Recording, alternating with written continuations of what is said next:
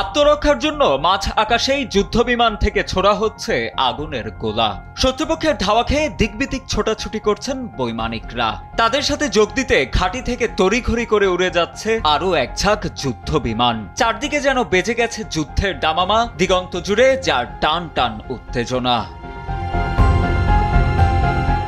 তবে এই দৃশ্য কোনো প্রকৃত যুদ্ধক্ষেত্রের নয়। এই দৃশ্য 1 নভেম্বর চীনের নানচাং শহরে আয়োজিত আন্তর্জাতিক বিমান প্রদর্শনীতে শ্বাসরুদ্ধকর এই প্রদর্শনী দেখায় রাশিয়ান নাইটস অ্যারোবেটিক দলের দক্ষ পাইলটেরা। প্রদর্শনীটিতে রাশিয়ান নাইটস তাদের সর্বাধুনিক Su-35S এবং Su-30SM যুদ্ধবিমান ব্যবহার করে।